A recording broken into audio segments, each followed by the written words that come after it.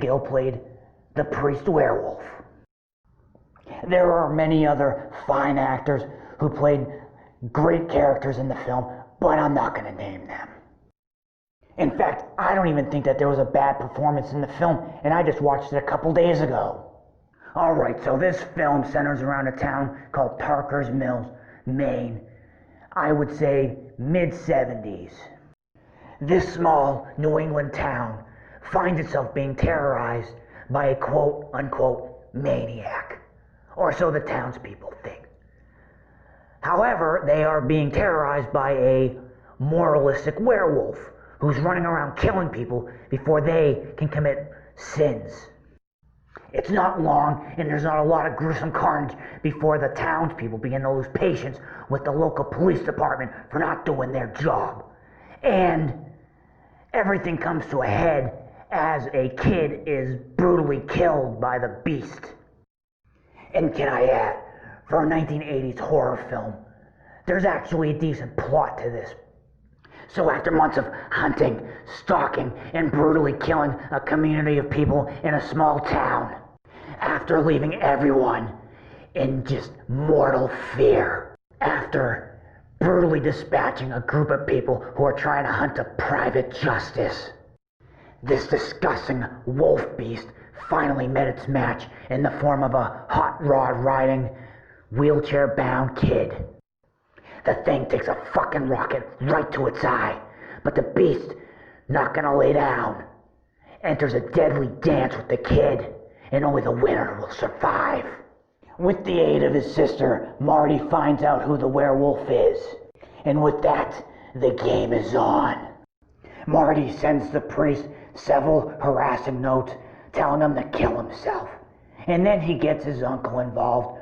His uncle, by the way, doesn't believe a word he says. In fact, he thinks the kid is crazy, which makes the situation even more tense. Uncle Gary Busey reluctantly gets involved with what's going on. The uncle, however, does get involved after the car chase from hell happens. He even makes a silver bullet. And then the uncle sends the sheriff to his death. Everything comes to a head on a full moon on a Halloween night. The wolf smashes through Marty's wall, enters the house. A huge struggle begins, and with luck on his side, Marty manages to shoot the wolf through the other eye with the silver bullet, killing it. This was a good film. I give it a 5-star rating. Until next time, the executioner is signing out. And remember, keep your heads on tight.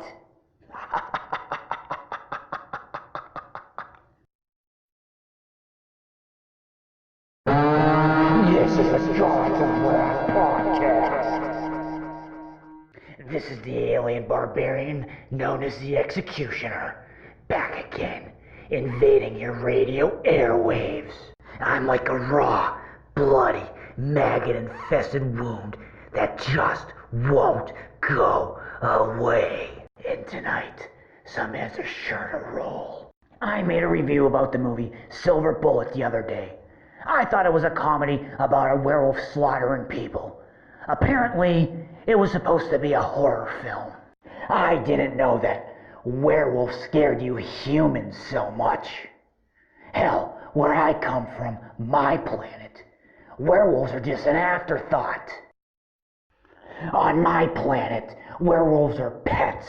They're used as hunting dogs. Hell, you'll even find an occasional head on a mantle. They're nothing to us, and yet they scare you so much.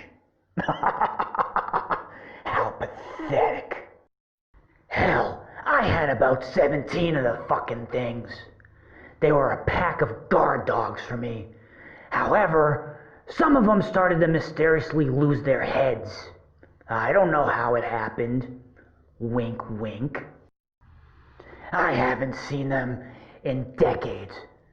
Decades since my friend blasted me with an atomic fart, sending me flying through space, crash landing on this fucking shitty planet. But I digress. Moving on. I'd let my werewolves use that stupid annoying host of Holy Moly as a chew toy, or even a fire hydrant, or just a shit post. Ah, the joys of cooking humans. Usually I marinate them in snake venom and spider guts, but as of late I've been kind of diversifying. You know, to keep things spicy and new. To make sure things don't go, flat and boring. It tastes better fried for about 5 to 10 minutes. It'll be a perfect dish for any gross alien out there. I've switched over to rat piss, cow shit, and rhino brains. Tastes delicious. The marinating sauce is to die for. Or, in my case, to kill for. At first, the flavor might be a little bit overpowering, but after a couple of tries, it'll start tasting just fine. And this has been Cooking with the Executioner from Hell. And with that said, the Executioner signing out. Until next time, make sure you keep your heads on tight.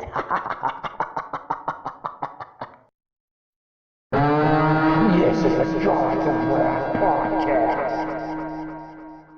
The Axeman is back and ready to take off more heads. This is the Executioner in the Gods of Wrath podcast. And like the maggot-infested wound that I am, I'm taking over your fucking airwaves again. And there's nothing you can do about it. This just in. Joan Crawford has risen from the grave, just like the Blue Oyster Cult sang. Only it's because I resurrected her.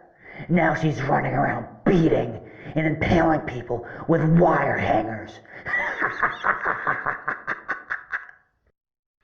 Well, the first half of season 2 is coming to an end. Mostly because I'm preparing to get my demo made. But don't worry, we'll be back and it ain't gonna take 5 months to do so. This'll make for a bloody fun good time.